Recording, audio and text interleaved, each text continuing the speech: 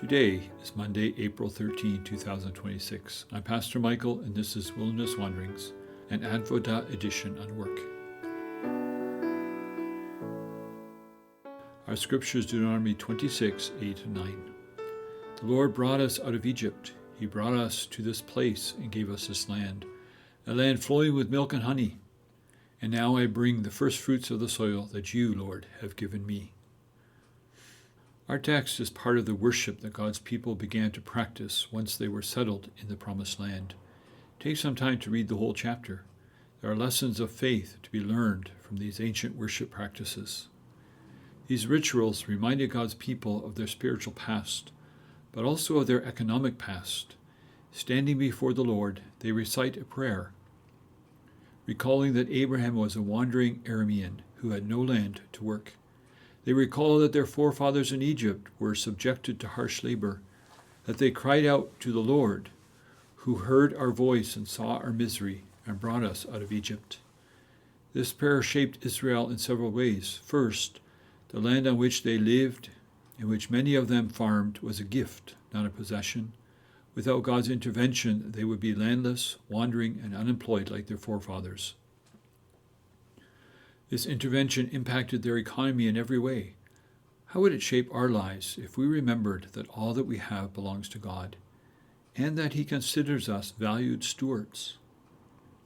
Second, when God's people are oppressed, subjected to hard labor, or woefully underemployed, they can cry out to God as His people did in Egypt.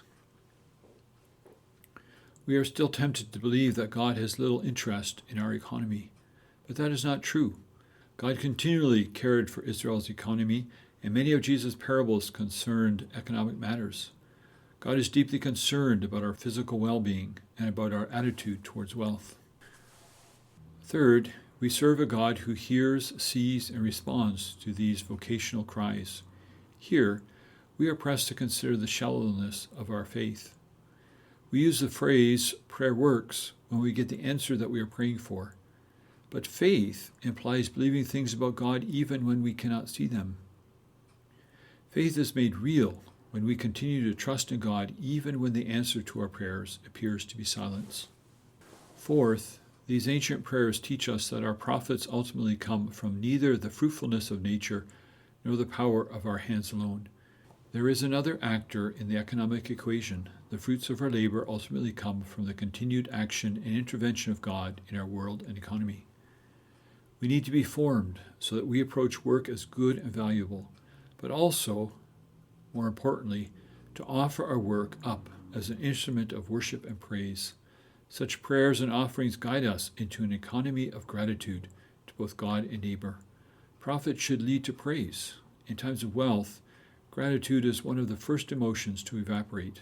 The liturgy hinders that erosion.